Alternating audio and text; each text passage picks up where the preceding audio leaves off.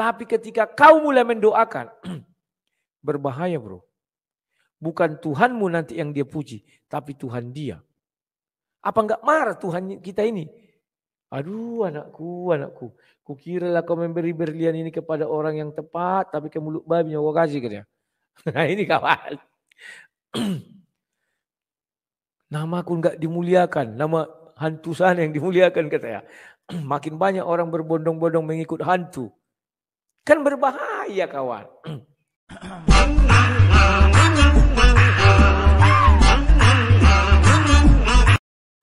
Ya Allah yang maha membolak-balikan hati, berikan hati yang Kawan-kawan tiba-tiba muncul di beranda iklan. Adik ini bercerita, ya Allah yang membolak-balikkan hati katanya. Jadi kawan, sebenarnya apapun kejadian di muka bumi ini kita nggak perlu marah. Ini kalau kawan-kawan muslim mengerti firman Allah itu dengan baik dan benar. Karena Allah yang membolak-balikkan hati dan Allah yang waktu itu ada dibilang makin menyesatkan orang kafir atau menyesatkan orang. Kalian nggak perlu marah sebenarnya. Ketika saya misalnya satu hari menghujat kalian, misalnya loh, kalian tidak boleh marah. Karena yang membuat saya menghujat siapa? Kan membolak-balikkan hati. Dari jahat ke baik, dari baik ke jahat. Dari orang yang tidak mengenal Allah menjadi mengenal Allah. Orang yang mengenal Allah menjadi murtad. Kan itu membolak-balikkan hati kawan. Iblis tidak pernah membolak-balikkan hati. Iblis itu hanya memberi keterangan sesat. Maka tugas iblis, kalau saya tanya waktu saya berdebat, mereka selalu mengatakan, iblis itu tidak membunuh manusia. Iblis tidak pernah mencabut nyawa manusia. Yang mencabut nyawa manusia Allah SWT kata mereka. Jadi dari iblis itu nggak ada yang jahat. Kecuali ya dia menyesatkan jalan orang. Dengan apa dia menyesatkan? Dengan memberi keterangan. Misalnya, apalagi nih Bitfender lagi. Banyak kali yang muncul-muncul ini. Kurang ajar ya. Misalnya, jangan memakan babi misalnya begitu. Karena babi itu haram. Datang iblis, dibalikannya, putar balikannya fakta. Ya, kau makan babi aja. Ya, karena ada firman Tuhan mengatakan kalau lapar bisa memakan babi. Nah ini kawan. Nah maka hati kita kan berpikir kepala kita. Yang membolak-balikkan hati kita siapa? Apakah iblis punya kuasa membolak-balikkan hati? Enggak punya kuasa. Saya sudah baca Quran, tidak saya temukan satupun di situ katakan yang membolak-balikkan hati adalah iblis. Tapi Allah SWT kawan. Cuman banyak kawan-kawan muslim tidak paham. Mereka belum paham makna dari firman Tuhan. Mereka selalu berusaha melawan firman Tuhan. Firman Tuhan sudah, firman Allah mengatakan, jangan kau maki sesembahan mereka yang mereka sembah selain Allah. Mereka memaki, padahal sudah dibilang jangan. Mengapa mereka? Apakah mereka tidak pernah baca itu? Nah ini kawan yang perlu kita perhatikan ya.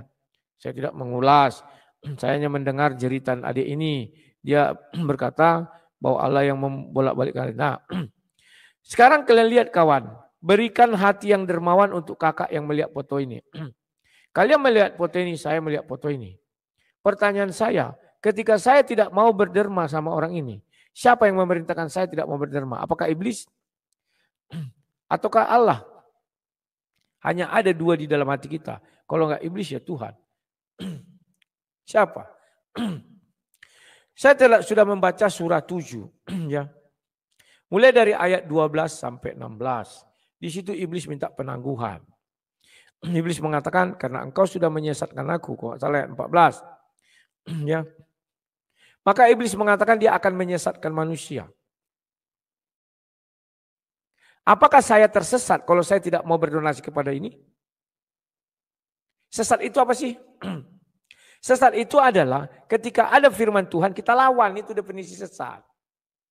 Melawan firman Tuhan, melawan perintah Nabi, itu adalah sesat. Sekarang Tuhan, sekarang ada ini anak-anak minta derma, saya tidak memberi. Apakah saya melawan firman Tuhan? Tolong tunjukkan kalian misalnya saya minta dalam Al-Quran. Di mana ayat yang mengatakan bahwa kita harus memberi derma terhadap rumah reot seperti ini atau apalah namanya. Ya. Kalau memang itu menjadi satu kewajiban, Kenapa orang-orang Islam tidak ada membantu adik ini? Harusnya orang Islam bersatu dong. Kan di Indonesia mayoritas Islam. Dari 260 mungkin penduduk Indonesia, katakanlah 180 itu adalah orang Islam. 180 juta kali 1.000 perak aja. Udah 180 miliar. Mengapa mereka tidak mau membantu ini sehingga tidak reok-reok lagi? Apakah mereka semua mengikut perintah iblis? Atau perintah Tuhan karena Tuhan yang membolak-balikkan hati? Siapa yang bisa menjawab? Unjuk jari. Nah ini pertanyaannya sederhana. Tapi sampai kiamat kalian menjawabnya ini setengah mati. Ya. Nah ini kalau Dermawan untuk kakak yang melihat video ini, berikan kepadanya rezeki yang luas dan halal. Bagi kakak yang melihat video ini, berikan kepadanya rezeki. Rezeki yang luas dan halal. Saya tidak memberi kepada dia. Artinya Allah SWT, saya menonton video itu. Artinya Allah SWT tidak memberi rezeki kepada saya. Artinya Allah SWT tidak memberi rezeki yang luas dan halal kepada saya. Karena saya nonton itu, makanya saya tidak berdonasi. Apa bisa begitu? Ini pertanyaan-pertanyaan sederhana ya, agar apa? Agar kita bisa menggunakan kalimat-kalimat yang tepat. Yang saya heran, adik ini apakah mengajak hanya kepada orang muslim atau mengajak seluruh umat manusia? Kalau seluruh umat manusia, saya tidak menyembah Allah SWT. Masa dia mengajak saya? Apakah bantuan dari kafir bisa mereka terima? Saya nggak ngerti kawan. Kalau memang bisa mereka terima, maunya ada ulama mengatakan, iya bantuan kafir bisa kita terima, saya akan berdonasi kepada mereka. Nah kan gini, ya inilah kalau berbicara keimanan kawan, lucu-lucu sedap. Kita lihat orang mengatakan ini, kita analisa bahasanya, aduh jadi lucu-lucu sedap ya. Saya lewatkan saja adik ini, kita mau mendengar ucapan adik, saya doakan kamu supaya dapat banyak donasi. Bisa nggak saya mendoakan orang ini? Ini dulu pertanyaan saya kawan. Jangan kita lantas latah karena kita prihatin dan peduli, kita katakan, Dek, saya akan berdoa untukmu agar engkau banyak dapat donasi. Itu sama saja kita mengajak adik ini untuk jadi kafir. Karena saya berdoa bukan kepada Allah SWT tetapi kepada Bapa di sorga dan kepada Yesus Kristus dan Roh Kudus. Kan jadi kafir kawan. Paham ya?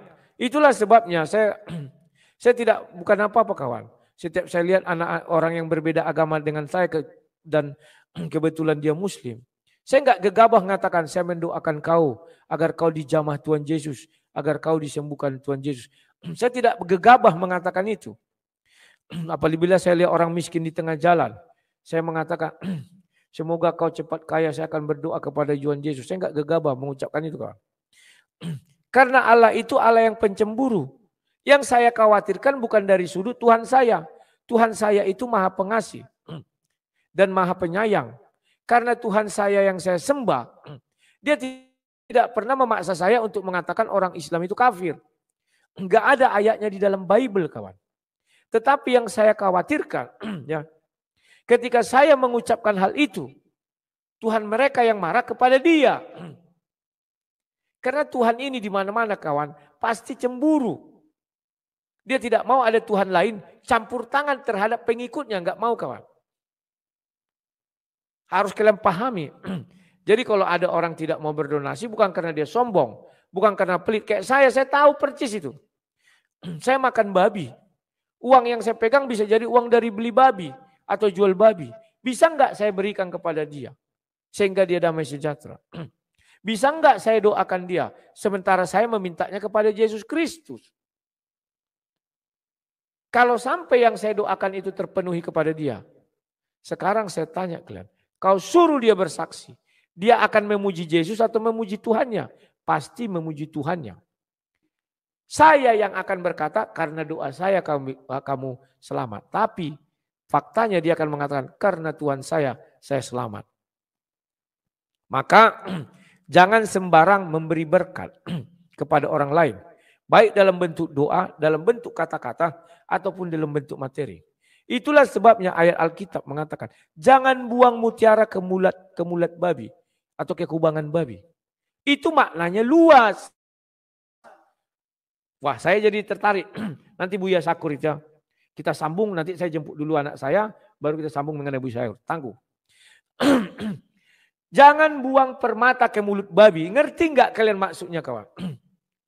Wah, ini maksudnya kita firman Tuhan kita berikan kepada orang bebal. Bukan hanya itu. Alkitab mengajarkan begitu hebatnya firman itu. Contoh sudah saya beri contoh. Saya seorang Kristen mendoakan orang yang bukan Kristen. Dan orang yang bukan Kristen ini mengatakan saya adalah sesuai Alkitab, saya adalah kafir. Lantas saya berdoa kepada dia, artinya saya lebih dahulu memuji Tuhan saya. Kemudian saya ucapkan kalimat-kalimat penting, kalimat-kalimat penuh berkat kepada orang itu. Nah ini. Setelah itu apa yang terjadi? Katakanlah dia sehat atau sembuh. Dan dia tidak akan pernah mengakui bahwa itu kuasa Tuhan saya atau Tuhan Yesus.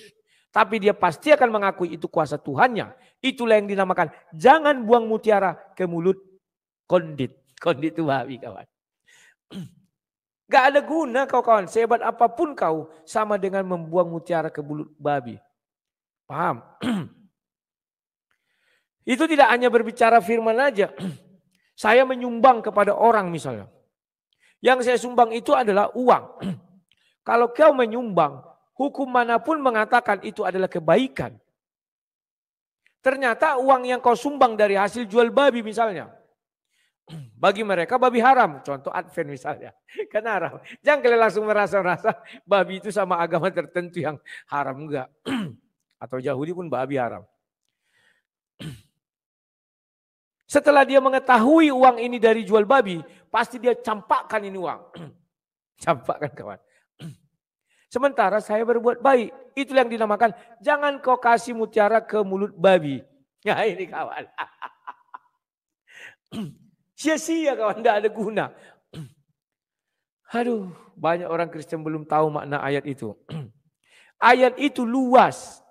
Itulah sebabnya dikatakan bahwa Bible itu adalah firman yang hidup. Dia tidak mati, berkembang dan berkembang terus. Hari ini, hari kemarin kalian hanya mendengar dari pendeta, jangan buang mutiara ke mulut babi. Maka kalian mengambil kesimpulan karena ucapan para pendeta. Jangan kau sampaikan firman kepada orang bebal. Saya dengar itu banyak, itu aja yang mereka, enggak aku bilang. Pernah saya terangkan tahun 2008 ini, banyak tentang saya, kami debat sesama Kristen jadinya. Bukan itu maksudnya kan. Hei bro, kau pahami dulu ayat itu dengan baik dan benar. Bisa enggak saya mendoakan orang itu, saya bilang. Saya Kristen loh. Oh bisa kan ya? Betul, memang bisa. Karena Tuhan yang saya sembah dan kamu sembah. Kita masih satu Tuhan ini. Tidak pernah mencap orang lain itu adalah kafir. Kalau saya cap dia kafir, justru saya yang harus dibawa ke mahkamah agama. Masih satu Tuhan kita ulang. Sekarang, saya doakan dia. Setelah saya doakan, dia sehat. Kemudian dia berkata, Tuhan saya yang menyehatkan saya. Bagaimana menurutmu bro? Ya enggak masalah.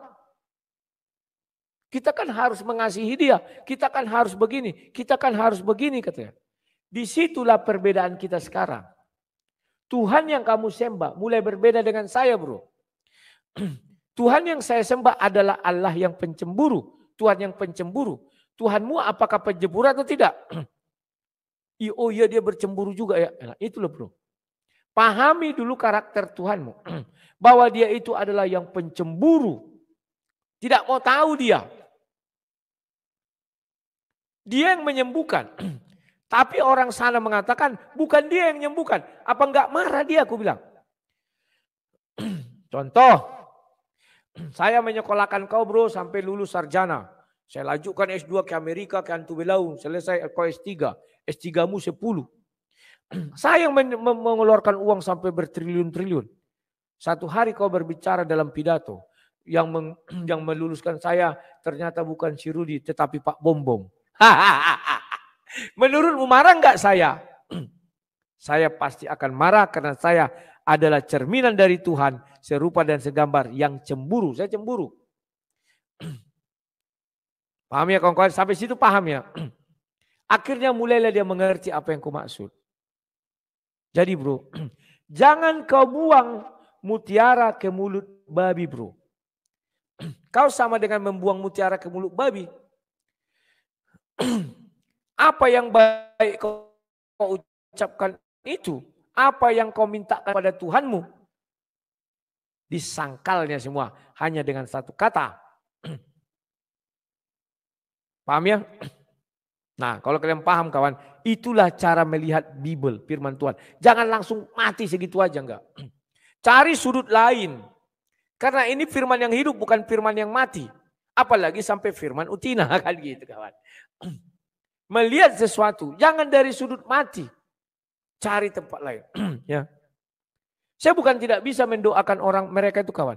Tapi sampai detik ini saya enggak mau. Karena saya tahu Tuhan saya pencemburu.